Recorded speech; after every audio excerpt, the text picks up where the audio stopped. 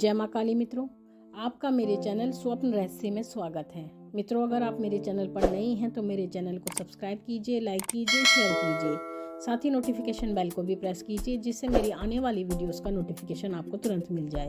मित्रों, आज का जो विषय है वो विषय ये है कि अगर स्वप्न में आप माँ काली की बिना गर्दन की मूर्ति देखते हैं, यानी माँ काली की अगर आप मूर्ति देखते हैं स्वप्न में और उस मूर्ति की अगर गर्दन नहीं है तो उसका क्या अर्थ होता है। देखिए मित्रों, ये जो स्वप्न होता है ये बहुत ही रेयर आता है आपको, यानी इस तरह का स्वप्न आपको बहुत कम दिखाई देता है, बहुत ही कम लोगों को दिखाई देता है। तो जिन लोगों को ये स्वप्न दिखाई देता है तो उनके लिए ये स्वप्न बहुत ही अर्थपूर्ण होता है, यानी इस स्वप्न का बहुत बड़ा अर्थ उन लोगों के लिए निकलता है।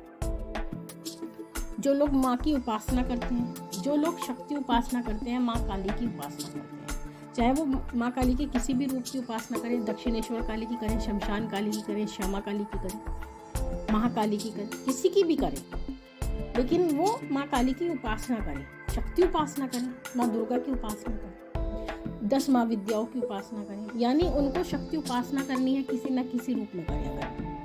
अगर वो शक्ति उपासना करते हैं तो ऐसे व्यक्तियों को ही अधिकांशतः ऐसा स्वप्न आता है। तो उस स्वप्न में अगर वो देखते हैं कि माँ काली किसी वन में खड़ी हैं, किसी जंगल में खड़ी हैं और माँ काली की मूर्ति है वो जो जंगल में है और उस मूर्ति पर सर नहीं है, हाथ हैं, पूरा धड़ है नीचे का, लेकिन सर माँ का नहीं होता है,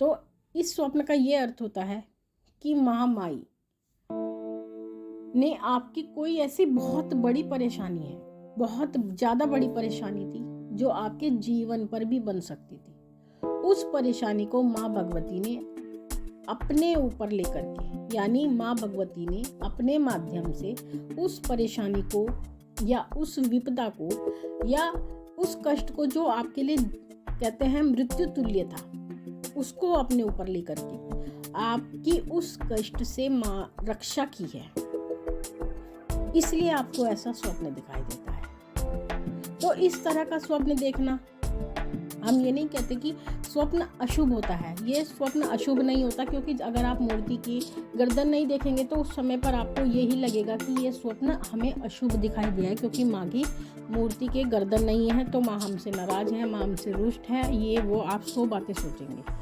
लेकिन वास्तविक रूप से माँ भगवती आपका कष्ट, आपके दुख का निवारण करती हैं उस स्वप्न के माध्यम से। तो जब भी अगर आपको ऐसा स्वप्न दिखाई दे जिसमें माँ की मूर्ति की गर्दन नहीं है तो आपको बिल्कुल भी घबराना नहीं है।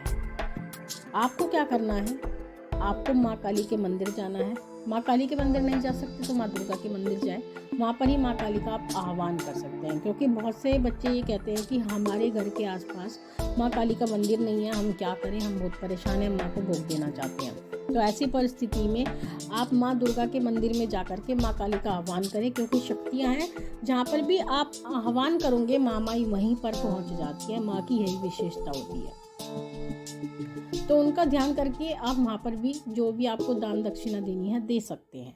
तो ऐसी परिस्थिति में आप वहाँ पर जाएं और माँ के लिए कुछ ना कुछ अर्पण करें, माँ को कुछ भी अर्पण करें। आप उसमें माँ को 5 मिठाई का भोग भी दे सकते हैं, और कुछ नहीं दे सकते तो हलवा पूरी चने का भोग अपने घर से बना करके ले जाएं, वो माँ को अर्पण कर सकते हैं। या फिर आप पान का भोग भी दे सकते हैं, पान पेड़े का भोग भी दे सकते हैं, जो आपकी श्रद्धा है, श्रद्धा के अनुसार माँ भगवती को आप भोग अर्पण करें और माँ से प्रार्थना करें कि हे माँ, हमारे जीवन के जो भी कष्ट परेशानियाँ हैं आप उन सभी का समाधान करें और हमें अपनी शरण में लें और हमारी सदैव रक्षा करें, एक ढाल बनकर हमारी सदैव रक्षा करें। तो इस प्रकार से आप माँ से प्रार्थना करें। प्रार्थना करने के बाद में आपको वो भोग माँ पर चढ़ाना है और अपना माथा रगड़ना है, अपनी नाक रगड़नी है, क्योंकि पूर्ण समर्पण तभी होता है जब आप देवता के सामने माथा रगड़ते हैं और अपनी नाक रगड़ते हैं, तभी आप उनके शरणागत हो पाते हैं।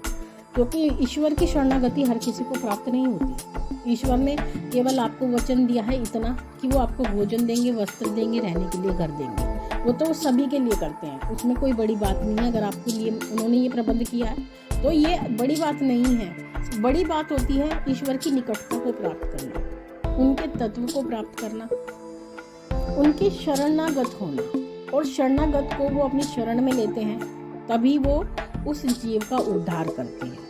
तो ऐसी परिस्थिति में आपको घबराना नहीं है, माँ को धन्यवाद देना है और माँ से प्रार्थना करनी है इस स्वप्न को आने के बाद में।